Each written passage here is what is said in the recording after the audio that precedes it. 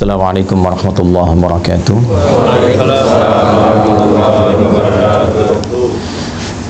Alhamdulillahilladzi aqsama bis-subhi idza tanaffas. Wassalatu wassalamu ala Rasulillah nabiyyina wa sayyidina Muhammad ibn Abdullah alladzi ub'ida 'anil waswas wa 'ala alihi wa sahbihi wa dhurriyyatihi wa ummatihi ila yaumil mi'ad alladzi nabda'u fihi tanaffus. Wa ba'd. Jamaah sekalian yang dirahmati Allah Subhanahu wa taala. Alhamdulillah, di kesempatan pagi hari ini waktu Indonesia bagian barat di sana dan waktu Jepang di sini 2 jam berbeda, kita lebih cepat, tapi dalam kecepatan 2 jam itu kita masih diberikan kesempatan oleh Allah untuk beriman. Ini nikmat yang penting untuk kita syukuri, karena di antara sekian orang berkehidupan di hari ini belum tentu keseluruhannya bisa mendapatkan anugerah iman. Di antara sekian orang yang mengatakan dirinya beriman kepada Allah, alhamdulillah kita yang masih diberikan kekuatan untuk membuktikan keberimanan kita kepada Allah dengan menunaikan ibadah salat subuh berjamaah di Masjid Indonesia Tokyo ini. Semoga salat kita diterima oleh Allah Subhanahu wa taala. Doa-doa kita diijabah dan zikir-zikir kita insyaallah juga diperkenankan dengan penerimaan yang baik si Allah Subhanahu wa taala. Alhamdulillah, yang pertama ini syukur dan kebahagiaan tersendiri kami diberikan kesempatan kembali untuk membersamai jamaah di Masjid Indonesia Tokyo ini, di masjid yang sama-sama kita berjuang untuk bisa menghadirkannya. Dari awal peresmian juga saya menghadiri dan mengikuti kegiatan dari sejak bahkan Ramadannya, di luar Ramadannya, dan kita ingin mengingatkan dengan beberapa kawan-kawan yang mungkin masih menggunakan seragam koko kebanggaan dan kebahagiaannya itu, Mas Uwais, Mas Yusuf dan kawan-kawan lainnya. Saya ingin mengingatkan bahwa masjid ini didirikan dengan dasar satu kolektivitas keislaman yang kuat. Di sini ada semangat untuk berjamaah, semangat untuk membangun kerukunan, dan betul-betul berjuang untuk bisa memperkenalkan Islam dan meningkatkan ibadah kepada Allah Subhanahu wa taala, khususnya di lingkungan Tokyo dan pada umumnya di Jepang. Mudah-mudahan niat dan seluruh apa yang kita harapkan itu sampai hari ini masih dicatat oleh Allah sebagai amal soleh untuk kita semuanya. Teman-teman sekalian, subuh itu memiliki keistimewaan yang unik, baik di dalam Al-Quran juga di dalam keterangan hadis-hadis Nabi Muhammad sallallahu alaihi wasallam. Saking unik dan istimewanya, Nabi bahkan memberikan contoh langsung yang kelak akan diikuti, bahkan diburu oleh para sahabat, baik yang senior dan yang paling menarik juga berkompetisi di dalamnya sahabat yang junior. Sampai saking inginnya mengetahui aktivitas Nabi dalam mempersiapkan subuh ini, ada sebagian nanti sahabat junior yang ingin mengetahui lebih dalam sampai lingkar terdekat Nabi. Ada yang mencoba menginap di kediaman kerabatnya untuk mengetahui bagaimana Nabi bangun dari tidurnya hingga mempersiapkan subuh beliau sallallahu alaihi wasallam. Saya akan batasi pada 3 bagian pokok terkait dengan subuh ini, sehingga dengan batasan ini saya berharap kajian kita efektif. Yang pertama, karena kita hanya akan sampai pada jam 6.30 kurang lebih. Yang kedua, dari efektivitas dan fokus pada kajian kita ini, saya berharap ada perubahan kelak mulai dari hari ini, esok dan selanjutnya, tentang cara kita menyiapkan dan menghadapi serta mengamalkan nilai-nilai subuh dalam kehidupan kita. Jadi subuh itu bukan sekedar sholatnya dinilai penting, bukan juga bacaannya, tapi ada value-nya yang membimbing kita mengawali aktivitas dalam kehidupan. Secara cepat teman-teman sekalian, di dalam Al-Quran satu-satunya nama sholat yang diperkenalkan dengan dua nama itu hanya sholat subuh. Yang lainnya ada yang disebutkan dengan namanya sekali, ada yang diisyaratkan dengan waktunya saja. Tapi subuh dia menjadi spesial karena disebutkan kedua namanya sekaligus, yang memberikan isyarat pedoman berkehidupan bagi setiap muslim khususnya dalam mengawali aktivitasnya. Jadi saya buka dengan satu gambaran begini dulu. Di Islam itu tidak ada satupun nama dan juga tuntunan dalam ibadah kecuali seluruhnya mengandung makna dan hikmah. Baik ya? Dari namanya, kemudian terkait dengan pelaksanaannya, ritualnya, itu bukan ritual hampa yang cuma kita bergerak-gerak, tidak. Di dalamnya ada maknanya, setiap bacaan ada artinya, bukan sekedar terjemahan, tapi juga mengandung pedoman dalam berkehidupan. Dituntun kita dalam menjalani hidup dari makna-makna yang kita dapatkan dalam proses ibadah itu. Karena itulah setiap ibadah dalam Islam itu selalu akan memberikan peran perubahan pada perilaku dan kehidupan kita. Saya ambil contoh begini. Apa parameter keberhasilan orang sholat itu? Ya? Nah, nanti ditinjau dari dua bagian. Secara fikih keberhasilannya benar dia. Dibuka dengan takbir, ditutup dengan salam. Diiringi dengan keikhlasan. Itu tinjauan fikih. Nah, ketika benar menunaikan secara fikih, kewajiban kita terangkat. Baik ya? Yang kedua, dituliskan pahalanya, ini bekal akhirat. Tapi nanti parameter dampak dunianya apa? Karena kan doa kita selalu Rabbana atina fid dunya hasanah wa fil akhirati hasanah wa qina adzabannar. Nah, salat itu di Al-Qur'an disebut dengan hasanah. Baik ya? Aqimis salata. Perhatikan kalimatnya, tarafain nahar wa zulafan minal lail innal hasanati yudhibnas sayyiat. Itu Quran di surah ke-11 ayat 114. Salat disebut dengan hasanah. Nah, apa dampak salat yang disebut hasanah itu bagi dunia dan akhirat kita? Tadi secara fikih kalau benar salatnya dibuka dengan takbir, ditutup dengan salam, diiringi dengan keikhlasan, kita meyakini sepenuhnya ada pahala dituliskan. Pahala itulah bekal kita pulang untuk ke akhirat. Kalau ini semua dilepas, jaket, baju, handphone yang bagus-bagus ya, masuk alam kubur aja dilepas. Jangankan ke akhirat, masuk alam kubur tidak dibawa. Baik ya? Nah, yang dibawa apanya? Nilainya, keikhlasannya, amal solehnya. Sekarang dampak dunianya apa? Maka dijelaskan kembali di Al-Quran surah ke-29 di ayat ke-45. Utlu ma uhya ilaika minal kitab wa aqimis salah inna salata tanha 'anil fahsya wal munkar. Jadi kalau sholat itu benar dikerjakan, satu dampak dunianya dia bisa merubah perilaku, bertransformasi menjadi pribadi yang lebih baik. Karena itu dulu orang-orang yang hidup di era jahiliyah ya, ketika kemudian diberikan risalah salat lewat Nabi Muhammad SAW, itu seketika bisa merubah perilakunya menjadi pribadi terbaik yang hidup di zamannya. Allah. Anda bayangkan, salat bisa merubah orang dari pribadi pencela menjadi pecinta, dari pemukul menjadi perangkul, ya kan? Dari penipu menjadi pribadi yang sangat dermawan. Itu salat. Yang kedua, banyak nanti dampak duniawinya, memberikan banyak ketenangan pada diri kita. Ya, itu ditemukan nanti di Quran surah 13 ayat ke-28, ditafsir di Quran surah ke-20 ayat ke-14. Ala bi dzikrillahi tatma'innul qulub. Yakinkan pada dirimu bahwa zikir yang benar itu berpengaruh pada ketenangan hati, berdampak pada ketenangan jiwa. Nah, salat ini puncak zikir tertinggi. Nanti berdoa juga zikir, karena doa disebut dengan zikir di Quran surah 7 ayat 205. Baca Quran itu zikir, Quran surah 15 ayat 9, ya kan? Kita ba'da salat tadi zikir, Quran surah keempat ayat 103. Nah, semua jenis zikir dikumpulkan dalam salat. Takbir ada di situ, tasbih ada di situ, tahmid ada di situ, Quran ada di situ. Ya, karena fungsi zikir itu melahirkan ketenangan. Karena itu ketika kita menunaikan salat, dan salat disebut dengan zikir, wa aqimis salata li dzikri, tunaikan salat sebagai zikir kepadaku, maka disitulah ada puncak ketenangan yang bisa kita dapatkan.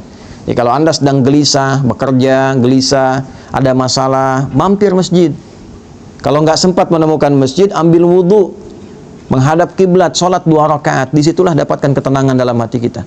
Walaupun solusi belum tiba saat itu, tapi hati kita cenderung tenang. Itu dampak dunianya.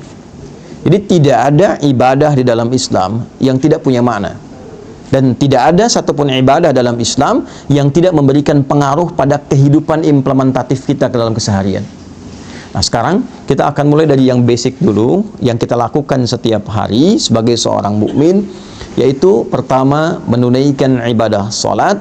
Waktunya dibuka dengan yang pertama, yaitu salat subuh. Apa artinya subuh? Itu dulu.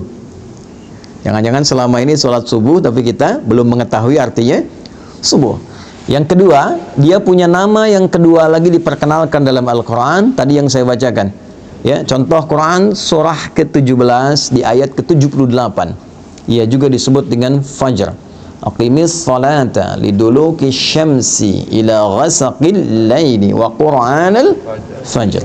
Inna Qur'anal fajri kana mashhuda. Disebut dengan subuh di Quran surah ke-81 At-Takwir di ayat ke-18. Was-subhi idza tanaffas. Baik. Teman-teman, Bapak Ibu sekalian, subuh, saya ulangi, subuh di dalam bahasa Arab itu seakar dengan kata asbah. Asbah itu asalnya sesuatu yang sudah siap, rencana yang sudah matang. Asalnya, bila Anda memiliki agenda yang tersusun rapi, yang siap Anda eksekusi, yang siap Anda jalani, itu orang Arab akan bertanya begini, kaifa asbaht? Nah, bagaimana kabarmu di subuh ini? Maksudnya bukan bertanya keadaan kita semata. Beda dengan kaifa haluk, apa kabarmu dia? Nah, tapi dia bertanya, bagaimana keadaanmu di pagi ini? Apakah sudah siap dengan rencana-rencana yang siap kau kerjakan? Baik, kan? Nah, jika Anda ingin ambil ke akar katanya, dalam waktu mula Anda merencanakan sesuatu dan siap untuk dieksekusi di awal kehidupan Anda jalani, itu waktunya disebut dengan subuh namanya. Nah, jadi subuh disebut dengan subuh seakan memberikan kesan bahwa dari mulai Anda bernafas menjalani aktivitas, Anda sudah merencanakan berbagai macam kegiatan yang akan dieksekusi di waktu itu. Salat ini disebut dengan subuh seakan memberikan kesan bahwa umat Islam itu dari mulai bangun tidur, dia sudah memiliki rencana-rencana yang terukur yang akan dieksekusi di hari itu. Jadi tidak ada sikap seorang muslim sejatinya, kecuali saat bangun tidur itu dia sudah punya rencana kegiatan yang jelas. Anda jam 7 mau di mana hari ini? Jam 8 mau kerjakan apa? Jam 12 nanti mau di mana? Sholat asar ditunaikan di masjid mana? Jadi pribadi muslim itu, menjadi muslim adalah menjadi pribadi yang teratur. Menjadi muslim, menjadi pribadi yang terencana. Jadi diajarkan kita dalam sholat, dipaksa kita bangun untuk kebaikan kita, tapi juga dituntun untuk merencanakan semua kegiatan kita. Bahkan semakin tinggi iman dan takwanya, dia merencanakan sampai akhiratnya. Itu yang dimaksud Quran surah 59 di ayat ke-18. Ya ayyuhalladzina amanu taqullaha wal tanzur nafsum ma qaddamat lighad. Ya, itu disebutkan 361 kali dalam Al-Quran. Huruf nida panggilan, nidaul qarib, mutawassit wal ba'id. Huruf memanggil orang-orang dengan jarak yang dekat, menengah ataupun jauh. Seakan Allah yang katakan begini, hei semua orang yang telah menyatakan dirinya beriman kepadaku, mau kalian merasa bertempat yang dekat, menengah, ataupun merasa di tempat yang jauh? Ayyuha disebutkan 150 kali dalam Al-Quran. Ayyunya munada berfungsi menguatkan, haknya tanbih berfungsi mengingatkan. Aku tegaskan, aku ingatkan pada kalian semua. Alladzina disebutkan 1080 kali dalam Al-Quran, mencakup laki-laki, perempuan, besar, kecil, tua, muda, apapun strata kehidupannya. Siapapun kalian, besarnya pangkat, tak punya jabatan, apakah merasa hartanya melimpah atau cukup hidupnya, berilmu atau sedikit ilmunya, tanpa kecuali aku tidak bedakan, kata Allah, sepanjang kalian masih menyatakan dirinya beriman. Ittaqullah, tingkatkan dan jaga selalu takwamu kepada Allah. Dan di antara ciri orang takwa itu wal tanzur nafsum ma qaddamat lighad, dia memiliki kesiapan rencana sampai persiapan pulangnya kembali pada Allah Subhanahu wa taala. Jadi takwa itu bukan hanya sholat. Ya, takwa itu bukan hanya baca Al-Qur'an. Ya, ketika Anda menyiapkan rencana yang terukur pun, memiliki program-program kehidupan sampai pulang, itu bagian dari takwa. Nah, saya tanya begini, siapa yang pengen ke surga? Angkat tangan boleh. Nah, ya? Yang surganya Firdaus. Nah, Masya Allah. Dah, turun dulu. Yang merasa sudah cukup amalan untuk ke Firdaus. Boleh angkat tangan. Nah, sampai batuk tuh. Yang merasa amalnya masih sedikit, yang merasa banyak salah, angkat tangan. Tuh, ya, boleh aneh ya. Nabi Adam itu salahnya satu, keluar dari surga. Anda salah banyak, pengen masuk. Nah, bagaimana memplanning itu? Menyiapkan rencana yang positif sampai kita mendapatkan rahmat Allah. Jadi rumusnya kan turunkan jenis surganya di Al-Quran. Ada 8 jenis, dari Firdaus sampai ke surga yang standar biasa. Tapi mohon maaf, sestandar-standarnya pun tetap surga. Itu turunkan karakternya bagaimana, amalannya apa saja, tekuni itu dengan profesi kita di bumi sampai kita mendapatkan hasilnya. Itulah subuh. Misal, Anda menginginkan surga Firdaus. Karakteristik penghuni surga Firdaus dan amalannya itu ada misalnya di Al-Quran surah ke-23 ayat 1 sampai dengan 9. Sampai Anda menemukan kalimat ulaika humul warithun alladzina yarithuna al-firdausa hum fiha khalidun. Ada orang-orang calon penghuni surga Firdaus yang sedang berpetualang di bumi. Nah, siapa mereka itu? Nah, balik ke atas, qad aflahal mu'minun. Ciri pertamanya dia punya iman yang kuat. Alhamdulillah. Ada amana, amanu, yu'minun, mu'minun, beda. Amana, amanu baru standar keimanan. Perlu dilatih amal soleh, terus ditingkatkan. Karena itu ketika amanu dibuka lagi dengan amal soleh, dibuka dengan puasa, dibuka dengan sholat dan seterusnya. Ya, wal asr, innal insana lafi khusr illa alladzina amanu wa amilus salihat. Ya, maka dipacu lagi dengan amal soleh, naik nanti yu'minun. Ya, iman yang konsisten dijaga terus. Alladzina yu'minuna bil ghaibi wa yuqimunas, latihan dia. Setelah merasa nikmat, merasa imannya kuat, ya cirinya salah satunya jangankan yang fardu, ketinggalan yang sunnah saja sudah gelisah itu. Dia berubah jadi mukminun. Karena itu kualitasnya beda. Kalau amana, amanu baru sekedar sholat, yang penting terpenuhi kewajiban. Kalau sudah mukminun, dia ingin memastikan sholatnya terasa nikmat dan khusyuk. Alladzina hum fi sholatihim khashi'un. Maka Anda boleh menjadi pengajar, boleh menjadi pebisnis, boleh menjadi diplomat, birokrat, tapi dalam saat yang sama, kalau ingin Anda punya rencana ke surga Firdaus, jaga waktu sholat Anda dan tunaikan dengan khusyuk. Firdaus. Kalau sholat biasa, mungkin khusyuknya standar, tapi pengen ke Firdaus, berusaha terus selama hidup dalam level kehusyuan yang tinggi yang mampu kita lakukan. Ya, walladzina hum 'anil lagwi mu'ridun, yang enggak penting-penting tepikan. Nah, itu dibuat rencananya secara terukur. Kita tuh punya visi panjang loh, bukan cuma dunia, sampai akhirat, akhiratnya turunkan, jadikan panduan berkehidupan.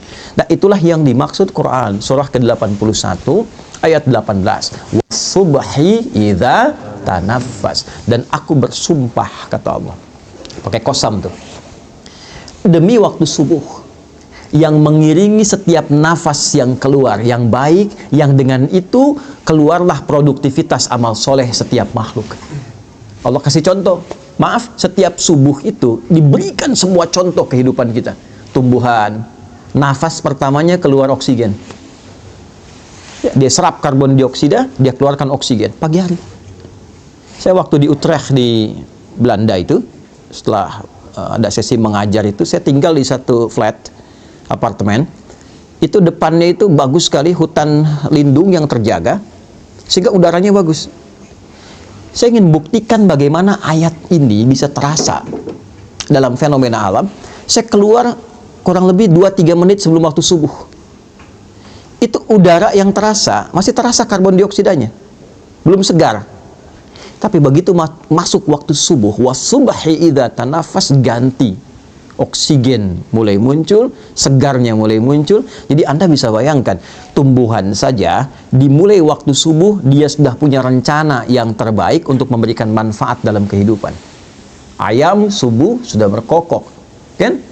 Binatang, angin, subuh, sepoi sudah bertasbih. Jadi Anda bayangkan, makhluk yang tidak dihisab, dia punya rencana strategis dalam hidupnya dan sudah memberikan manfaat di awal aktivitasnya. Saya, Anda, kita, yang jelas dihisab dari ujung kepala sampai ujung kakinya, yang menginginkan berada di surga Firdaus di awal masa transit sampai tinggalnya di akhirat nanti. Maka ditanya oleh Allah, tanya balik tuh, apa yang kau siapkan? Rencana apa yang kau punya di awal bangunmu, di awal nafas kehidupan yang engkau akan jalani? Jangan-jangan tumbuhan yang tidak dihisab memberikan manfaat, manusia yang dihisab justru belum punya rencana manfaat yang bisa ditebarkan dalam kehidupan. Maka kita diajarkan dari awal, ya, saking pentingnya rencana-rencana yang baik ini, maka Al-Quran meminta kita menyiapkan bahkan sebelum subuhnya. Ya, saya mulai dari hadis Abu Daud nomor hadis 1367. Nanti diriwayatkan oleh sahabat mulia yang junior, namanya Abdullah, anaknya dari paman Nabi sallallahu alaihi wasallam, Abbas bin Abdul Muttalib radhiyallahu taala anhu. Perhatikan kalimatnya, beliau meriwayatkan, dan riwayat ini sangat penting, dari 2000 riwayat yang pernah beliau sampaikan. Qala an Ibnu Abbas radhiyallahu taala anhuma qala kana an-nabiy sallallahu alaihi wasallam.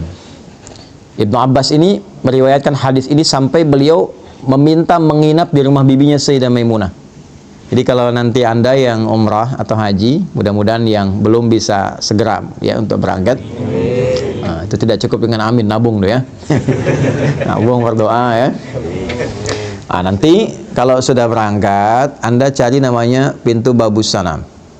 Dari Zamzam patokannya belok kanan, ada pintu 26 yang kiri gate Ismail, di samping yang ada istana raja tuh, Jabal Kubais. Masuk ke kanan, lurus dulu setelah gate Ismail, nanti sedikit lagi 27, 28 bertemu pintu gate Nabi namanya. Tandanya yang ada jembatan ke arah masjid dari istana itu. Ada tulisan gate Nabi, Babun Nabi.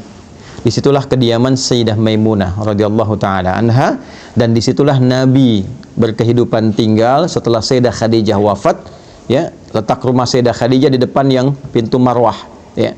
Nah, di gate Nabi ini beliau pernah tinggal di kediaman Sayyidah Maimunah. Ibnu Abbas kecil tinggalnya di samping pintu Babus Salam.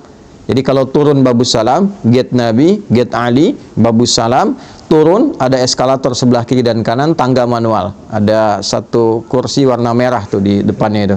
Turun ke bawah, ada tulisan Babus Salam. Babus Salam tuh nanti sejajar. Kalau tarik garis lurus ke Maulid Nabi, tempat lahirnya Nabi itu, ya. Jadi seakan-akan memberikan satu isyarat bahwa kita berislam itu ya menuju kepada Allah melalui petunjuk Nabi Muhammad sallallahu alaihi wasallam. Saya pernah dengan kakak ngambil arah matahari terbit, itu begitu dipotret baru sadar kalau bayangannya itu tembus lurus langsung dari kediaman Nabi ke arah Hajar Aswad. Lurus ya, dulu waktu belum rame-rame seperti sekarang. Nah, saya mau katakan cepat, itu dari pintu itu saya mau ilustrasikan ya, mengarah ke sofa nanti rumahnya Arqam bin Abi Arqam, anak muda usia 17 tahun yang dalam riwayat salah satunya menyebutkan orang yang ke-17 masuk Islam, diajak oleh Sayyidina Utsman bin Affan radhiyallahu taala anhu. Dari 40 orang awal yang masuk Islam disebut dengan generasi awal, as-sabiqunal awwalun. Anak ini, anak bungsu, sudah disiapkan oleh orang tuanya untuk mengabdi kepada Islam dengan mendalami pengetahuan. Jadi anak pertamanya Fudail dikhususkan melayani Nabi, jadi asisten Nabi. Kelak ketika Nabi akan meninggal, Fudailah yang membawakan air wudhu untuk Nabi. Saat berwudhu, kemudian beliau sudah selesai dan wafat kemudian hari ya di pangkuan Sayyidah Aisyah radhiyallahu taala anha. Adiknya yang bungsu ini yang disiapkan oleh ayahnya untuk mendalami Islam, khusus terkait dengan Quran dan kepribadian Nabi. Jadi mohon izin saya sedikit dalamkan ya. Ini pesan bagi kita, kalau sudah berkeluarga disiapkan. Jangan hanya sekedar menyatu, punya keturunan, disekolahkan, tidak, siapkan. Ini anak pertama mau jadi apa? Anak kedua kemana arahnya? Anak ketiga seperti apa? Sehingga melengkapi visi dan kebahagiaan yang disiapkan di kehidupan keluarga itu. Jelas. Sampai ke akhirat bergandengan tangan, dibawa semua. menghadap Allah dalam kebaikan. Itu ada konsepnya di Quran surah ke-13 ayat 23 sampai 24. Kalau Anda bisa menyiapkan begitu, itu disambut oleh malaikat saat masuk ke surga, di semua pintu surga. Ya, nanti di akhir saya tajamkan itu. Nah, Abdullah bin Abbas ini selalu disingkat dengan Ibnu Abbas. Ya, perhatikan ini di ilmu sanad ya. Kalau ada ayah, ibu mendidik anaknya dengan baik sampai dekat dengan Allah, itu kalau di ilmu hadis dibuang nama anaknya, dilekatkan nama orang tua diwakili ayahnya. Misal, namanya Abdullah, bapaknya Abbas. Diisyaratkan dengan ibnu, anak laki-laki, Abbas. Abdullahnya dibuang untuk memberikan kesan bahwa setiap yang dilakukan oleh anak yang sifatnya baik, mau dia sholat, baca Quran, mau dia beramal kebaikan apapun, sepanjang pernah dididik oleh orang tuanya, maka semua yang dia kerjakan mengalir pahala dan kebaikannya pada kedua orang tuanya. Ibnu Abbas radhiyallahu taala anhuma, hadis ini diriwayatkan oleh Ibnu Abbas. Jadi kalau saya bacakan hadis ini, Anda yang dengar sekian banyak, live ribuan orang misalnya tonton, itu satu hadis ini dari ribuan orang yang menyimak mengalirkan pahala untuk Abbas dan juga istrinya dan keluarga besarnya. Bayangkan. Beliau mengatakan, kana Nabiyyu sallallahu alaihi wasallam, adalah kebiasaan Nabi sallallahu alaihi wasallam. Idza staiqadha min naumihi, jika beliau bangun dari tidurnya, fajalasa, beliau duduk terlebih dahulu. Nah, ini sunnah. Jadi bangun tidur, terus duduk ya, bukan mandi. Nggak ada orang tidur bangun langsung mandi. Ayo yang guru-guru di Slit ya, diajarkan lirik yang sesuai hadis itu bagus. Bangun tidur, terus duduk. Kemudian duduk dulu, tenang. Kemudian wa masaha biyadihi min athari naumi, beliau menghilangkan bekas ngantuknya dulu dengan bagian tangan yang diduga bersih. Hilangkan dulu ngantuknya. Ya, ini penting kalimat ini karena nanti ada hadis. Kalau Anda bangun tidur, cuci dulu tangan Anda, karena Anda tidak tahu tangan itu berkelana kemana saat tidur. Ya, dalam situasi yang khusus. Tapi situasi yang umum, yang bersihnya, hilangkan dulu bekas ngantuknya. Nah, supaya Anda berdoa dalam keadaan sadar. Jadi bukan berdoa dalam keadaan ngantuk. Ya, sadar. Di Islam itu, wahyu pertama turun, Anda masih ingat nggak? Apa bunyinya? Iqra. Baik, Iqra.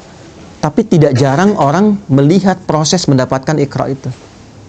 Teman-teman, Nabi itu menerima wahyu seluruhnya dalam keadaan sadar dan terjaga. Ya, mau saya katakan begini. Ya, itu kan malaikat meluk kan? Ya kan? Di Gua Hira kan, sendirian Nabi dipeluk oleh malaikat, menyamar jadi laki-laki, dikatakan Iqra. Saya tanya gini lah, kalau Anda sedang sendirian di luar, tiba-tiba ada yang meluk dari belakang, Iqra. Perasaan Anda gimana? Ngeri ya? Nabi stabil, Nabi tidak pingsan, Nabi kuat menerima itu dan diterima dalam keadaan sadar. Artinya apa? Seluruh apa yang diajarkan oleh Nabi bukan hanya dibimbing dan dikuatkan oleh Allah, tapi dipastikan dengan ikhtiar yang baik, yang sempurna, yang terukur. Tidak ada satu bacaan pun yang diajarkan Nabi dalam keadaan beliau tidak sadar, itu nggak ada. Ya, jadi kita baca doa itu, pastikan dulu sempurna dulu keadaan diri kita, siapkan dengan baik. Jangan sampai alhamdulilladzi ahyana ba'da ma amatana, amatanya panjang, amatana dah walaihin nusyur gitu ya. Bangunnya jam 3, sadarnya jam 6 gitu ya. Itu. Nah, siapkan. Setelah itu, nah ini poinnya. Yang kita tahu kan baru doa tadi ya. Sekarang perhatikan hadisnya. Faqara'a khawatima Ali Imran. Maka beliau membiasakan membaca 11 ayat terakhir surah Ali Imran.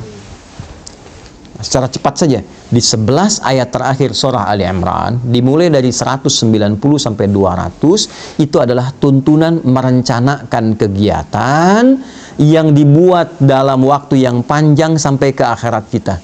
Inna fi khalqis samawati wal ardi wa ikhtilafil laili wan nahari la ayatil liulil albab. Sungguh tancapkan pada hatimu yang paling dalam, jangan sampai ragu. Kalau kita ngaji agak dalam sedikit. Inna harfu nasbin wa taukidin tansibul isma wa tarfa'ul khabara mabniyun 'alal fathi la mahalla lahu minal i'rab. Inna itu berfungsi untuk menguatkan pesan agar disampaikan kepada hati kita. Kuatkan, jangan sampai goyah. Dibuka hikmahnya, makanya alamatnya fathah, ya kan? Kalau dia nanti sifatnya mudzakkar salim, pakai ya untuk dikuatkan, diikat dengan baik. Ya, ikat pada hatimu.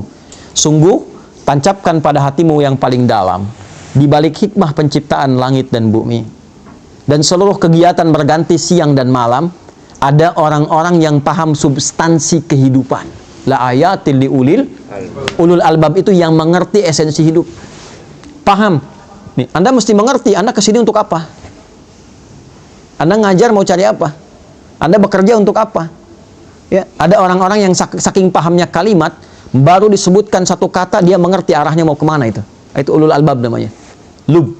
Ya, tahu kelapa. Kelapa itu kan ada luarnya ya, kulit, ada serabutnya, ada batoknya, ya kan? Ada kemudian di dalam, dari daging luar, ada yang paling dalam yang enak tuh, yang halus lembutnya, itu lub namanya, lub. Ya, ada orang-orang yang mengerti ketika mau beli kelapa, dia ketok-tek, ya, dia untuk apa? Dia tahu isinya mana yang bagus tuh. Yang nggak tahu, lihat kulitnya aja. Oh, kalau hijau besar bagus, ambil. Ternyata dalamnya kurang enak, gitu kan? Nah, itu ada orang yang demikian, dia nggak ngerti kehidupan. Yang penting makan, minum, tidur, selesai. Ya, gitu lagi. Habis bangun, bangun lagi. Habis tidur, bangun lagi. Bangun, tidur lagi. Makan, tidur, bangun, selesai. Ya, ada yang demikian. Nah, itu serabut. Ya, ada yang cuma ngumpulin uang, kumpulkan banyak pesta dan sebagainya. Itu batok kelapa. Dunia aja. Ya, yang ngerti pesan tentang kehidupan, dia paham. Dia mau kemana berangkat. Anda dari Indonesia mau ke Jepang, Anda siapkan bekal, Anda nabung dan sebagainya. Anda akan tinggalkan dunia, pindah ke alam baru. Tabungan Anda apa? Persiapan Anda apa? Kan? Makanya orang-orang yang paham esensi kehidupan, itu jadi tanda bagi dia, semua yang terjadi, seluruh aktivitas dia, itu tanda positif bagi dia untuk menyiapkan bekal kembali pada Rabbnya. Alladzina yadhkuruna Allah qiyaman wa qu'udan wa 'ala junubihim wa yatafakkaruna fi khalqis samawati wal ard. Maka tafakur itu adalah meruntutkan ya segala jenis aktivitas, disusun dari awal secara sistematis. Kalau belajar dari akibat disebut tadabbur namanya. Menganalisis disebut dengan tanadzur. Tapi tafakkur dari kata tafakkara yatafakkaru. Ya, mengambil semua rencana kegiatan, disusun dengan rapi, ya, dimitigasikan untuk dipraktekkan. Jadi ada orang-orang yang menjalani kehidupan yang seluruh aktivitasnya tersusun rapi kata Allah. Ya. Apapun itu, di siang dia punya agenda, di malam dia punya agenda, dan dahsyatnya dia siapkan itu bersamaan dengan zikir mengingat Allah Subhanahu wa taala. Ya, terima kasih ya Allah yang telah memberikan saya kesempatan hidup, memberikan kesempatan pada saya menyusun kegiatan, lihat langit ingat Allah, kan? Lihat anak ingat Allah sebagai titipan. Itulah ulul albab. Ya, sampai dengan nanti ayat ke-200-nya. Jadi dimulailah aktivitas itu sebelum subuh, Nabi bangun, merencanakan kegiatan itu, persiapan warming up, menunaikan sholat tahajud. Demi apa? Demi membawa agenda yang disiapkan di subuh itu menghadap Allah. Apa tandanya agenda itu telah siap dibawa menghadap Allah sebelum dieksekusi? Jadi idealnya begini, disusun dulu tuh, besok mau ngapain. Sudah disusun, baru kita berdoa kan? Alhamdulillahilladzi ahyana ba'dama amatana. Terima kasih ya Allah memberikan kesempatan aku menjalani kehidupan sesuai dengan ajalku. Setelah engkau tahan sementara tadi nyawaku dalam tidurku. Perhatikan, wa ilaihin nusyur. Ini kalimat ini mahal. Dan aku berjanji ya Allah untuk mencari bekal positif sebagai persiapan pulang menghadap kembali kepadamu. Nusyur itu dari kata nasyara, artinya menyebar untuk kembali. Jadi kalau Anda nyebar, balik lagi ke sini pekan depan, itu namanya nasyara, nusyur. Ya, penyebaran spesifiknya disebut intasyara, menyebar, intasyara yantasyir.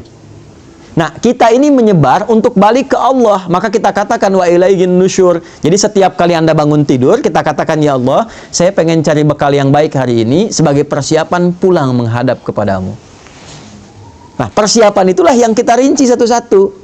Ya, jam sekian saya bangun, kerjakan ini. Sebelum kita eksekusi, bawa dulu itu menghadap Allah supaya dibacakan oleh kita. Minta kemudahan, minta kelancaran, minta perlindungan. Semua bacaan yang kita bacakan itu disebut dengan Quran dalam bahasa Arab. Zikir itu Quran. Ya kan? Doa itu Quran. Bacaan-bacaan kita Quran. Kalau yang dimaksudkan Al-Fatihah sampai dengan An-Nas, tambahkan alif lam di depannya menjadi Al-Quran. Jelas? Baik ya, Al-Quran kalau pakai alif lam kayak artikel the dalam bahasa Inggris. Ya, there are so many cars outside. Itu banyak tuh mobil di luar tuh. Tapi kalau kita katakan the car is yours, ya, tapi yang ini itu punya Anda. Baik ya? Itu kayak artikel Al-Quran khusus untuk firman Allah yang disampaikan melalui malaikat Jibril pada Nabi Muhammad SAW dari Al-Fatihah sampai An-Nas, berpahala dan beribadah kita dalam membacanya. Itu Al-Quran. Tapi kalau Quran itu semua bacaan yang kita sampaikan pada Allah. Ya, agenda kita, doa kita, harapan kita, zikir kita, istighfar kita, itu digabungkan semua jadi apa? Quran. Maka susun itu agenda kita, harian kita. Nanti tandanya apa? Saat matahari sudah memancarkan sinar pertamanya, membelah kegelapan malam. Pancaran sesuatu pada yang positif, membuka sesuatu yang terang pada nilai kebaikan, disebut fajar namanya. Pancaran yang negatif, yang mengarahkan pada keburukan, disebut fujur namanya. Ada fajar, ada fujur. Pancaran materi yang keluar secara fisikal, memancar tuh dari bawah ke atas, disebut infajar namanya. Tiga-tiganya ada di Quran. Contoh, Anda mau bor tanah, ya, supaya keluar air misalnya. Ya, begitu Anda bor, keluar airnya. Itu bahasa Arabnya namanya infajar. Nabi Musa punya tongkat, dipukulkan ke batu, ya, maka batunya terbelah, keluar 12 mata air. Al-Baqarah ayat 60. Wa idzistasqa Musa liqaumihi faqulna idrib bi'asakal hajar fanfajarat minhu 12 aina, infajar, keluar 12 mata air. Ya, tongkat Nabi Musa kayu dipukulkan ke batu, kuat batu secara material. Tapi ketika tongkatnya mukjizat, dipukul batunya yang belah. Ya, keluar 12 mata air. Anda punya tongkat emas, pukulkan ke batu, ya, keluar 12 air mata tuh, pecah tongkatnya. Nah, fujur itu pancaran negatif yang keluar dari nafsu nih. Jadi ada takwa, pancaran positif, ada fujur, pancaran negatif. Ya, provokatornya setan. Kalau takwa, supporternya malaikat. Nanti malaikat disebutkan 88 kali, setan disebutkan 88 kali. Quran surah 91 ayat 7 sampai 10. Wa nafsin wa ma sawwaha fa alhamaha fujuraha wa taqwaha. Allahu akbar, Allahu akbar. Jiwa takwa aktif. Sudah adzan ya? Enggak terdengar adzan, tetap aktif. Subuh siap-siap. Besok jam sekian. Ya kan? Tapi begitu Anda sudah siap, adzan terdengar, selesai adzan, nah, jiwa fujur muncul lagi. Tenang, baru adzan. Belum qomat, ya kan? Waktunya masih panjang, pernah begitu? Nah, itu fujur namanya. Itu kan pancaran dari tubuh kita memancar tuh. Nanti keluar dari sini itu aktif juga. Begitu keluar, lihat tuh kan, sepatunya bagus yang itu ya. Aktif itu. Ya, nah itulah perjuangan kita ngontrol itu. Nanti pancaran keburukan disebut fujur, pancaran kebaikan secara material fisik bendanya ada disebut dengan infajar. Tapi kalau memancar sesuatu, membuka celah kebaikan, membuka sebuah terang, ya, memberikan dorongan-dorongan positif untuk memulai satu aktivitas, disebut fajar namanya. Maka diperkenalkanlah kemudian waktu ini selain subuh, waktu kita membawa agenda datang kepada Allah. Tandanya apa? Fajar, matahari sudah mulai memancarkan sinar pertamanya, membelah kegelapan malam, sebagai tanda aktivitas akan dimulai. Maka bacaan-bacaan Quran kita dibawa di waktu itu menghadap kepada Allah untuk minta petunjuk, kemudahan, kelancaran, dan keberkahan. Itulah yang dimaksud Quran surah 17 ayat 78. Aqimis salata liduluki syamsi ila ghasaqil laili wa qur'anal fajr. Bukan wal Quran, tapi wa qur'anal fajr. Kenapa di situ fajar itu diikuti dengan Quran? Padahal bisa Allah mengatakan begini, aqimis salata liduluki syamsi ila ghasaqil laili wal fajri. Selesai. Kenapa ada Qurannya?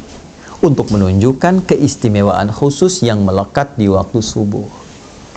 Jadi jangan biarkan subuh itu menyendiri dengan penunaian sholat saja. Agenda Anda bawa. Ya, harapan-harapan bawa dalam subuh. Makanya ada orang yang nunggu subuh sambil istighfar. Ya. Waktu singkat menjelang subuh itu namanya sahar.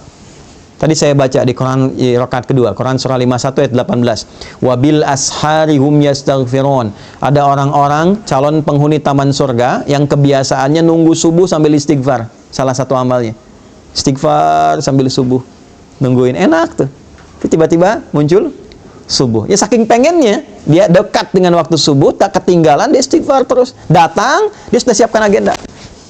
Jadi menghadap Allah itu bukan sekedar kita datang menunaikan sholat, ya itu penting. Menggugurkan satu kewajiban. Selesai. Tapi kalau kita ingin dapat manfaat yang value-nya dibawa ke kehidupan dunia, bawa agenda kita yang siap kita siapkan, bahkan dari malam.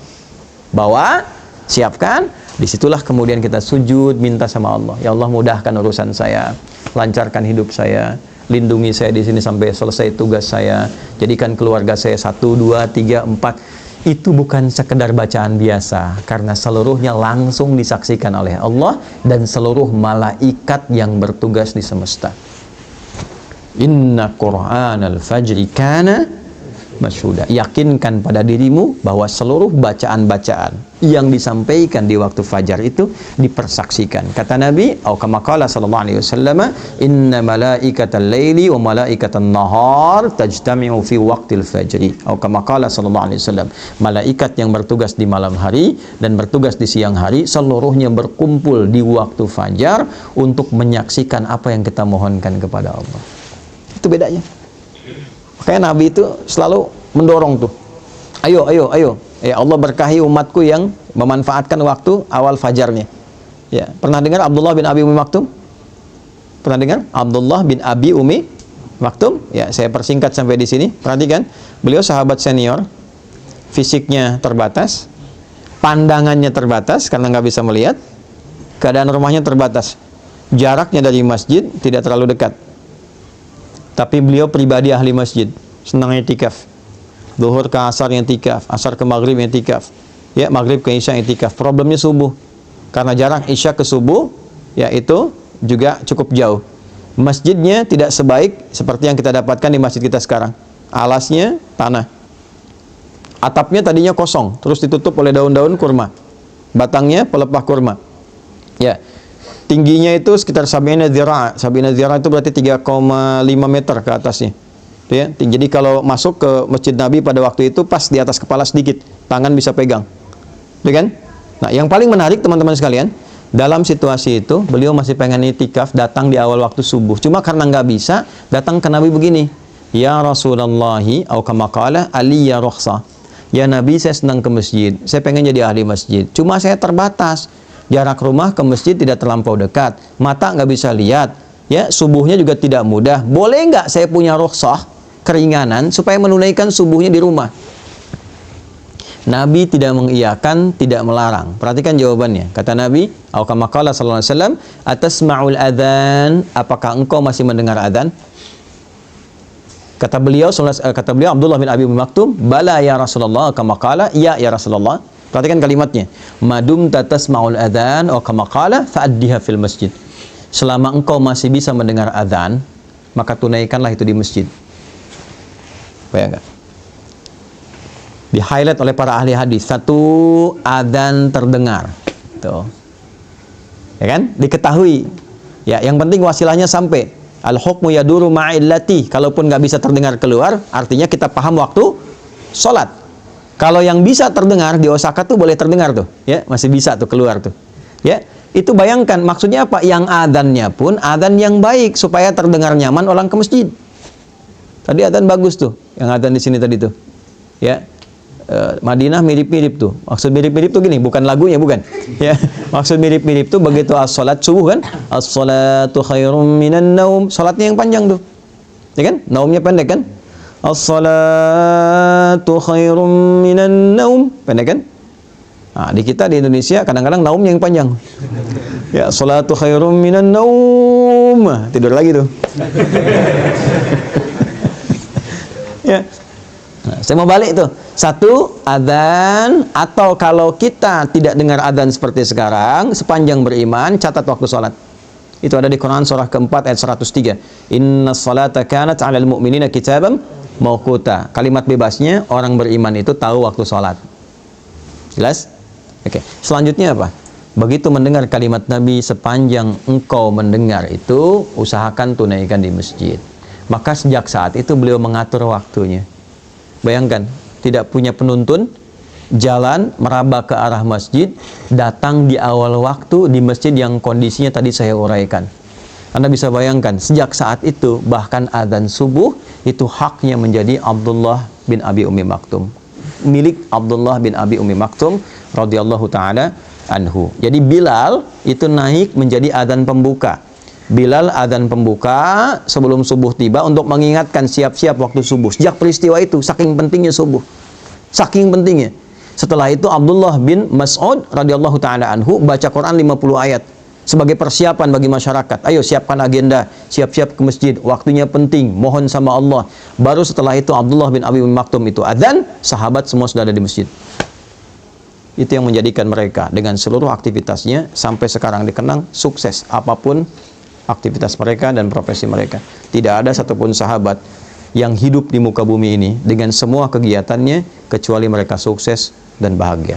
Silahkan Anda cek profil mereka banyak sekali. Makanya bacanya tuh diperdalam lagi. Baca sirah, kajiannya ditambah supaya motivasi. Jangan yang aneh-aneh.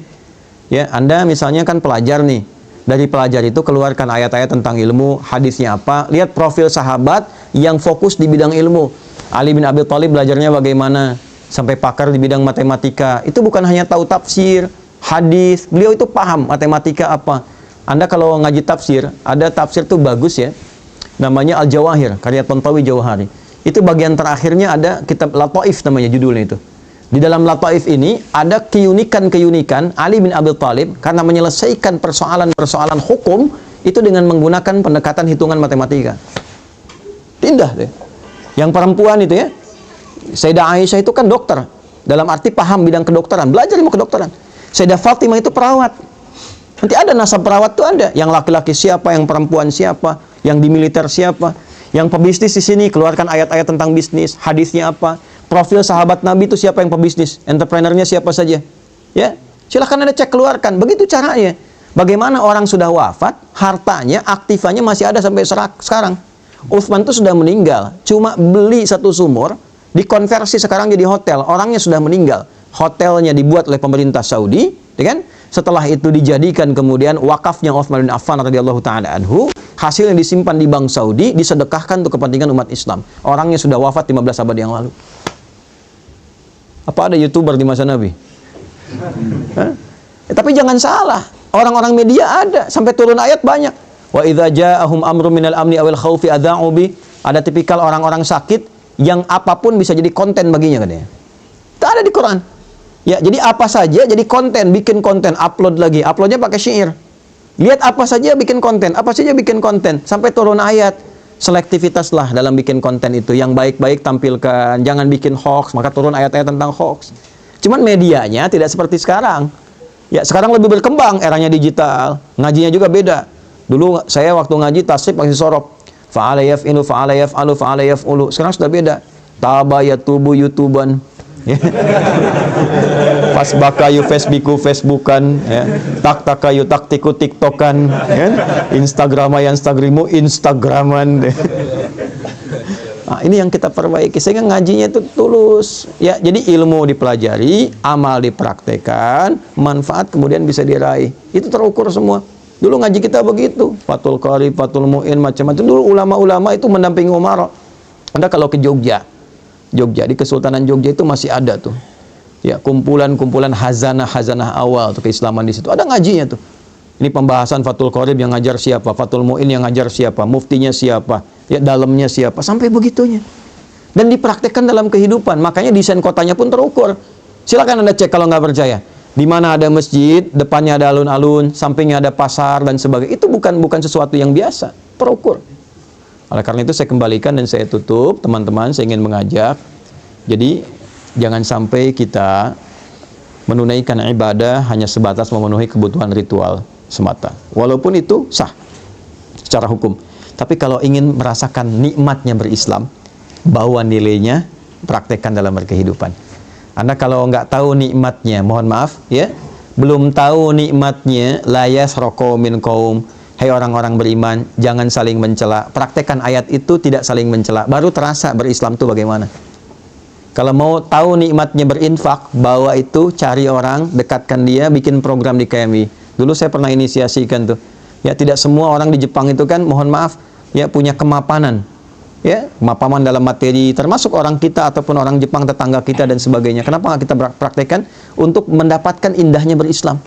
Masak bagi dengan tetangga, ya, ada lansia-lansia butuh perhatian, tengokin bareng-bareng, ya kan? Jagain, bahagiakan dia, kirimkan bunga, sampaikan. Ketika ditanya Anda begitu baik, katakan Islam yang mengajarkan saya untuk bersikap seperti ini. Baru Anda rasakan keindahan Islam itu di situ. Ya, jadi kalau cuma kita praktekkan ibadahnya, baru terasa spiritualnya, tapi kita tidak merasakan dampak-dampak kehidupan duniawinya.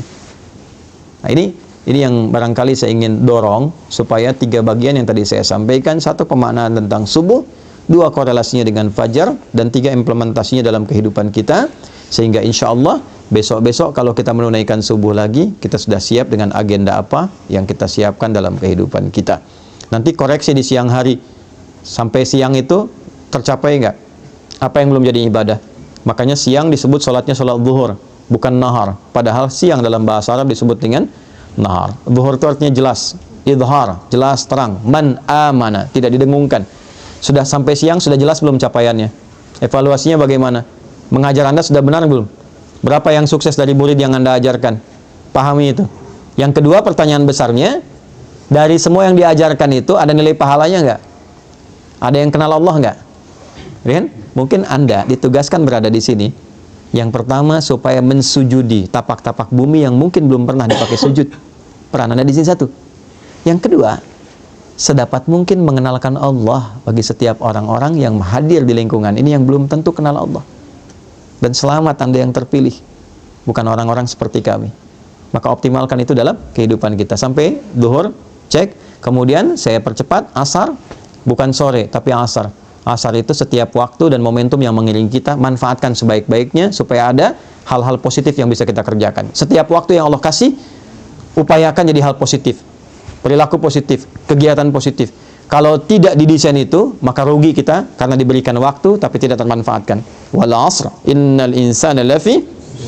Insan disebutkan kurang lebih 65 kali di Quran, menunjuk pada totalitas manusia dalam beraktivitas. Kata Allah, manusia yang beraktivitas tapi tak mampu memanfaatkan waktu yang saya kasih, maka itu orang-orang yang rugi karena tak mampu mengkonversi waktu itu menjadi nilai positif. Illal ladzina amanu, kecuali orang beriman. Orang beriman punya visi yang beda. Nah, disinilah dipertaruhkan iman kita. Maaf, orang beriman itu dia mampu mengkonversi, memanfaatkan waktu menjadi perbuatan-perbuatan positif. Illal ladzina amanu wa amilus sholihat wa tawassaw bil haq. Maka ayo saling ingatkan teman-teman yang lain. Bikin database, satukan, saling ingatkan. Terus teman-teman bikin komunitas. Tapi mohon maaf, jangan bersaing untuk dunia. Fastabiqul khairat, saling melengkapi. Ya, di sini ada ormas, ada PCIM, PCNU. Dari dulu tuh alhamdulillah kita bangun masjid kompak, duduk sama-sama, kajian bareng. Kalau ada masalah keumatan, dudukkan bareng-bareng, bikin inspirasi dari sini sehingga tenang rasanya. Ya, kajian kitab dari NU sampaikan. Nanti kajian budaya Muhammadiyah bahas bareng-bareng, sampaikan. Yang lain-lain bikin komunitas. Ya, ada teman-teman yang komunitasnya misalnya di Tokyo di sini, ada yang di Ayase, ada yang Yokohama, macam-macam. Satu kan tuh saling melengkapi. Kalau bisa kajiannya melengkapi, jangan semua dibikin sama.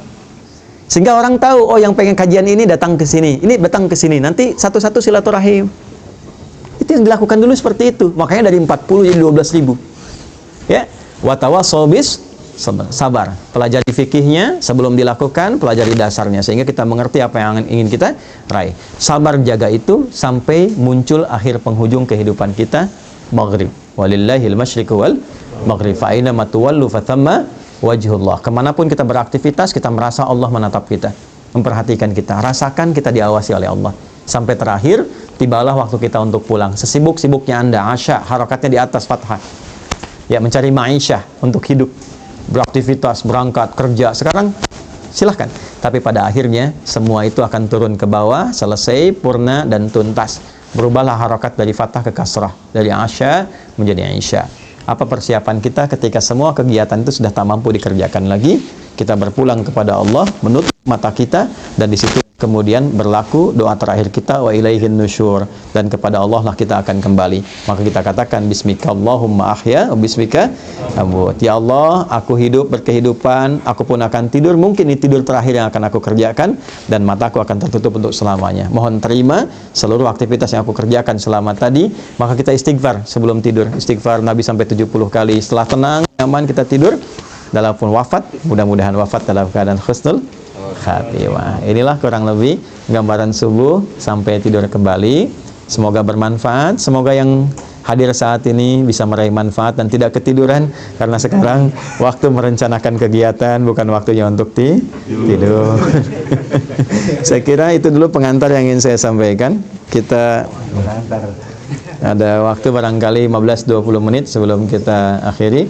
Saya mohon izin, saya batasi 6:30 karena saya mesti kembali ke flat itu untuk bantu mandikan anak-anak dan sebagainya untuk persiapan ke agenda berikutnya. Ya, saya kira saya cukupkan dulu. Nanti setelah itu kita berdialog. Dipersilahkan pada teman-teman kalau ada hal yang ingin kita diskusikan.